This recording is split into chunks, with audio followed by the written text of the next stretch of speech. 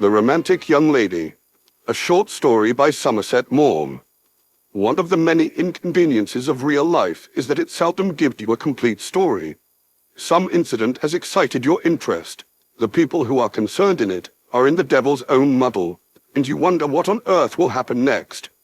Well, generally nothing happens. The inevitable catastrophe you foresaw wasn't inevitable after all, and high tragedy, without any regard to artistic decency, dwindles into drawing-room comedy. Now, growing old has many disadvantages, but it has this compensation, among, let us admit, not a few others, that sometimes it gives you the opportunity of seeing what was the outcome of certain events you had witnessed long ago. You had given up the hope of ever knowing what was the end of the story, and then, when you least expected it, it is handed to you on a platter. These reflections occurred to me when, having escorted the Marquesa de San Esteban to her car, I went back into the hotel and sat down again in the lounge. I ordered a cocktail, lit a cigarette, and composed myself to order my recollections. The hotel was new and splendid. It was like every other first-class hotel in Europe, and I had been regretting that for the sake of its modern plumbing, I had deserted the old-fashioned, picturesque Hotel de Madrid, to which I generally went when I stayed in Seville. It was true that from my hotel, I had a view of the noble river, the Guadalquivir, but that did not make up for the thés dansants that filled the bar lounge 2 or 3 days a week, with a fashionable crowd whose exuberant conversation almost drowned the strident din of a jazz orchestra. I had been out all the afternoon, and coming in, found myself in the midst of a seething mob. I went to the desk and asked for my key, so that I might go straight up to my room. But the porter, handing it to me, said that a lady had been asking for me. For me? She wants to see you very much. It's the Marquesa de San Esteban. I knew no one of that name. It must be some mistake. As I said the words, looking rather vaguely around, a lady came up to me with outstretched hands and a bright smile on her lips. To the best of my knowledge, I had never seen her before in my life. She seized my hands, both of them, and shook them warmly. She spoke in fluent French. How very nice to see you again after all these years. I saw by the paper that you were staying here, and I said to myself, I must look him up. How many years is it since we danced together? I daren't think. Do you still dance? I do. And I'm a grandmother. I'm fat, of course. I don't care. And it keeps me from getting fatter. She talked with such a rush that it took my breath away to listen to her. She was a stout, more than middle-aged woman, very much made up, with dark red hair, obviously dyed, cut short, and she was dressed in the height of Parisian fashion, which never suits Spanish women very well. But she had a gay, fruity laugh that made you feel you wanted to laugh too. It was quite obvious that she thoroughly enjoyed life. She was a fine figure of a woman, and I could well believe that in youth she had been beautiful. But I could not place her. Come and drink a glass of champagne with me, and we will talk of old times. Or will you have a cocktail? Our dear old Seville has changed, you see, these dansants and cocktails. It's just like Paris and London now. We've caught up. We're a civilized people. She led me to a table near the space where they were dancing, and we sat down. I could not go on pretending I was at ease. I thought I should only get into a fearful mess. It's terribly stupid of me, I'm afraid, I said, but I don't seem able to remember ever having known anyone of your name in the old days in Seville. San Esteban, she interrupted before I could go on. Naturally, my husband came from Salamanca. He was in the diplomatic service. I'm a widow. You knew me as Pilar Carrion. Of course, having my hair red changes me a little. But otherwise, I don't think I've altered much. Not at all, I said quickly. It was only the name that bothered me. Of course, now I remembered her, but I was concerned at the moment only with the effort to conceal from her the mingled consternation and amusement that filled me, as I realized that the Pilar Carrion I had danced with at the Countess de Marbella's parties and at the fair had turned into this stout, flaunting dowager. I could not get over it. But I had to watch my step. I wondered if she knew how well I recollected the story that had shaken Seville to its foundations, and I was glad when, after she had finally bidden me an effusive farewell, I was able to recall it at ease. In those days, 40 years ago, Seville had not become a prosperous commercial city. It had quiet, white streets, paved with cobbles, with a multitude of churches on the belfries, of which storks built their nests. Bullfighters, students and loungers sauntered in the sierpes all day long. Life was easy. This, of course, was before the time of motor cars, and the Sevillan would live in penury, practicing every possible economy in order to have a carriage. For this luxury, he was willing to sacrifice the necessities of life. Everyone who had any claim to gentility drove up and down the Delicias, the park-like gardens by the Guadalquivir, every blessed afternoon from 5 till 7. You saw carriages of all sorts, from fashionable London Victorias to old broken-down shays that seemed as though they would fall to pieces, magnificent horses and wretched hacks whose tragic end in the bullring was near at hand. But there was one equipage that could not fail to attract the stranger's attention. It was a Victoria, very smart and new, drawn by 2 beautiful mules, and the coachman and the footman wore the national costume of Andalusia in pale grey. It was the most splendid turnout Seville had ever known, and it belonged to the Countess de Marbella. She was a Frenchwoman married to a Spaniard, who had enthusiastically adopted the manners and customs of her husband's country, but with a Parisian elegance that gave them a peculiar distinction. The rest of the carriages went at a snail's pace, so that their occupants could see and be seen, but the Countess, behind her mules, dashed up between the 2 crawling lines at a fast trot, went to the end of the Delicias and back twice, and then drove away. The proceeding savoured somewhat of royalty.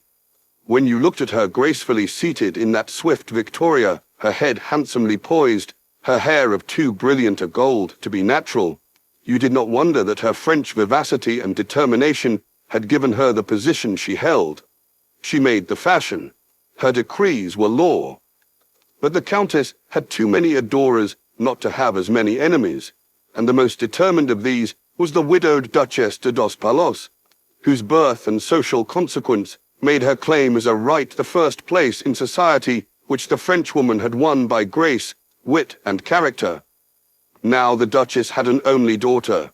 This was Doña Pilar. She was 20 when I first knew her, and she was very beautiful. She had magnificent eyes and a skin that, however hard you tried to find a less hackneyed way to describe it, you could only call peach-like. She was very slim, rather tall for a Spanish girl, with a red mouth and dazzlingly white teeth. She wore her abundant, shining black hair dressed very elaborately in the Spanish style of the period. She was infinitely alluring.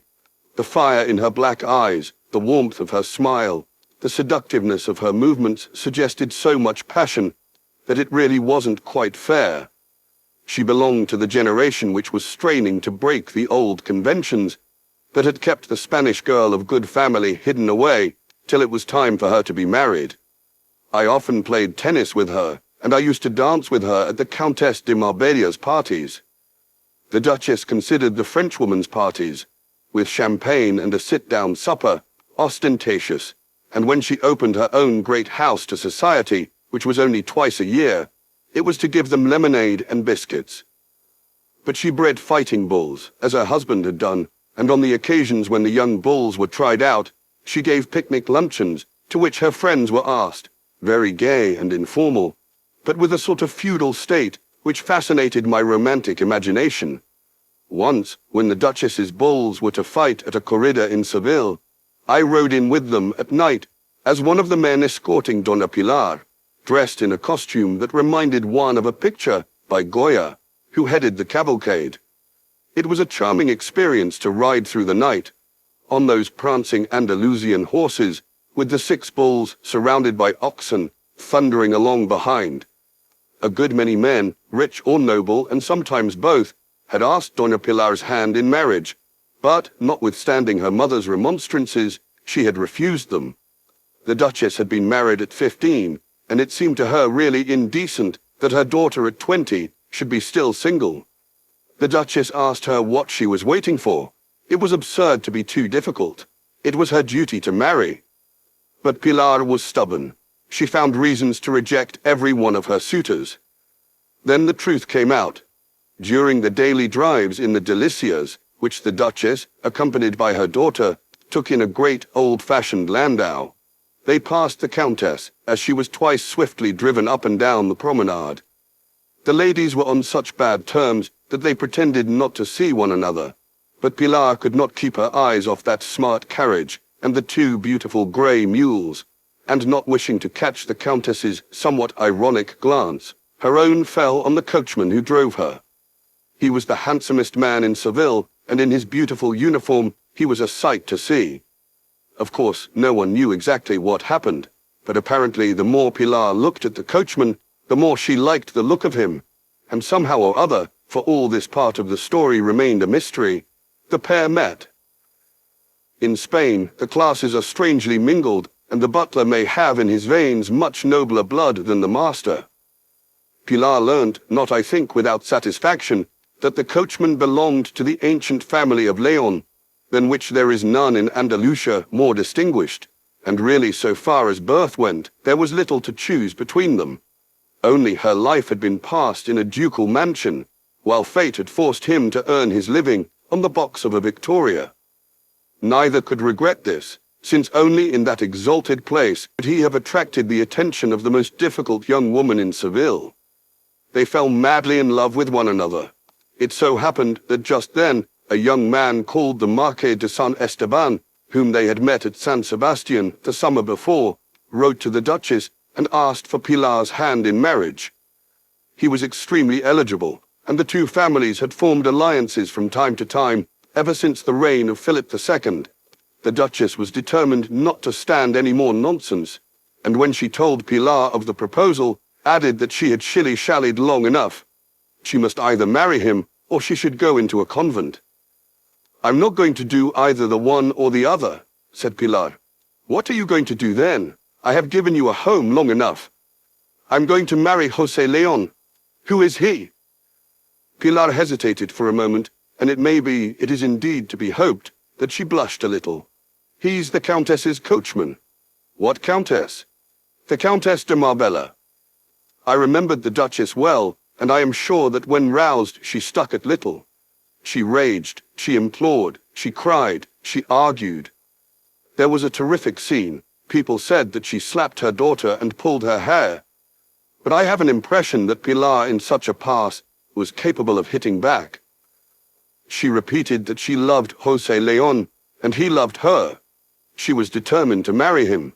The Duchess called a family council. The matter was put before them, and it was decided that to save them all from disgrace, Pilar should be taken away to the country, and kept there till she had recovered from her infatuation. Pilar got wind of the scheme and put a stop to it by slipping out of the window of her room one night, when everyone was asleep, and going to live with her lover's parents. They were respectable persons who inhabited a small apartment on the unfashionable side of the Guadalquivir, in the quarter called Triana. After that, no concealment was possible. The fat was in the fire, and the clubs along the Sierpes buzzed with the scandal. Waiters were kept busy bringing trays of little glasses of manzanilla to the members from the neighboring wine shops. They gossiped and laughed over the scandal, and Pilar's rejected suitors were the recipients of many congratulations. What an escape! The Duchess was in despair.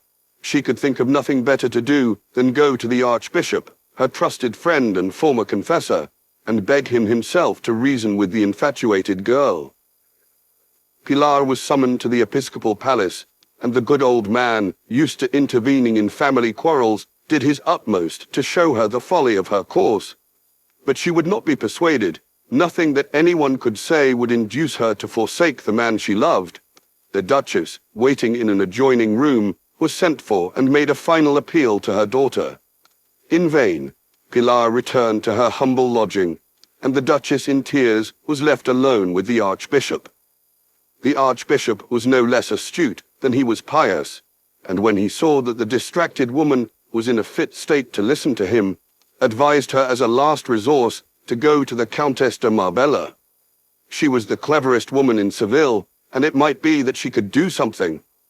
At first, the Duchess indignantly refused. She would never suffer the humiliation of appealing to her greatest enemy.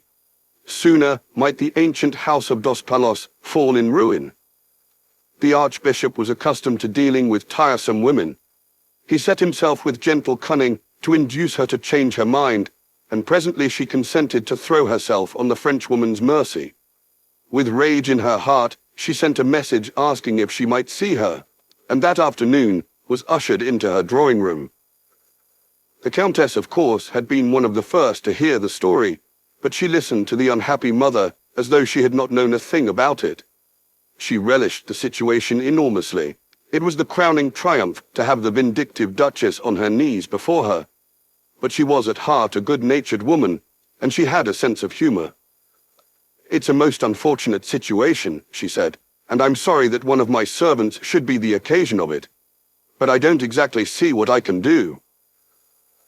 The Duchess would have liked to slap her painted face, and her voice trembled a little with the effort she made to control her anger. "It is not for my own sake I'm asking you to help. It's for Pilar's. I know, we all know, that you are the cleverest woman in the city. It seemed to me, it seemed to the Archbishop, that if there was a way out, your quick wit would find it." The Countess knew she was being grossly flattered. She did not mind. She liked it. "You must let me think. Of course, if he'd been a gentleman, I could have sent for my son, and he would have killed him. But the Duke of Dos Palos cannot fight a duel with the Countess de Marbella's coachman. Perhaps not. In the old days, it would have been so simple.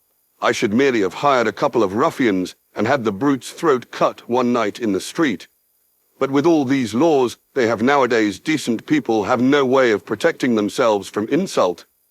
I should deplore any method of settling the difficulty that deprived me of the services of an excellent coachman," murmured the Countess. "But if he marries my daughter, he cannot continue to be your coachman," cried the Duchess indignantly. "Are you going to give Pilar an income for them to live on?" "Me? Not a peseta. I told Pilar at once that she should get nothing from me. They can starve for all I care." "Well, I should think rather than do that, he will prefer to stay on as my coachman. There are very nice rooms over my stables." The Duchess went pale. The Duchess went red. "Forget all that has passed between us. Let us be friends. You can't expose me to such a humiliation. If I've ever done things to affront you, I ask you on my knees to forgive me." The Duchess cried. "Dry your eyes, Duchess," the Frenchwoman said at last. "I will do what I can." "Is there anything you can do?" "Perhaps. Is it true that Pilar has and will have no money of her own?" "Not a penny if she marries without my consent." The Countess gave one of her brightest smiles. "There is a common impression that southern people are romantic, and northern people matter-of-fact. The reverse is true. It is the northerners who are incurably romantic. I have lived long enough among you Spaniards to know that you are nothing if not practical." The Duchess was too broken to resent openly these unpleasant remarks. But oh, how she hated the woman. The Countess de Marbella rose to her feet. "You shall hear from me in the course of the day." She firmly dismissed her visitor. The carriage was ordered for 5 o'clock, and at 10 minutes to, the Countess, dressed for her drive, sent for José. When he came into the drawing-room, wearing his pale grey livery with such an air, she could not deny that he was very good to look upon. If he had not been her own coachman, well, it was not the moment for ideas of that sort. He stood before her, holding himself easily, but with a gallant swagger. There was nothing servile in his bearing. "A Greek god," the Countess murmured to herself. "It is only Andalusia that can produce such types." And then aloud, "I hear that you are going to marry the daughter of the Duchess of Dos Palos, if the Countess does not object." She shrugged her shoulders. "Whoever you marry is a matter of complete indifference to me. You know, of course, that Doña Pilar will have no fortune." "Yes, madam, I have a good place, and I can keep my wife. I love her." "I can't blame you for that. She is a beautiful girl. But I think it only right to tell you that I have a rooted objection to married coachmen. On your wedding day, you leave my service. That is all I had to say to you. You can go." She began to look at the daily paper that had just arrived from Paris, but José, as she expected, did not stir. He stared down at the floor. Presently the Countess looked up. "What are you waiting for?" "I never knew Madame would send me away," he answered in a troubled tone. "I have no doubt you'll find another place." "Yes, but—" "Well, what is it?" she asked sharply. He sighed miserably. "There's not a pair of mules in the whole of Spain to come up to ours. They're almost human beings. They understand every word I say to them." The Countess gave him a smile that would have turned the head of anyone who was not madly in love already. "I'm afraid you must choose between me and your betrothed." He shifted from one foot to the other. He put his hand to his pocket to get himself a cigarette, but then, remembering where he was, restrained the gesture. He glanced at the Countess, and that peculiar shrewd smile came over his face, which those who have lived in Andalusia know so well. "In that case, I can't hesitate. Pilar must see that this alters my position entirely. One can get a wife any day of the week, but a place like this is found only once in a lifetime. I should be a fool to throw it up for a woman." That was the end of the adventure. José Leon continued to drive the Countess de Marbella, but she noticed when they sped up and down the Delicias that thenceforward as many eyes were turned on her handsome coachman as on her latest hat, and a year later Pilar married the Marqués de San Esteban.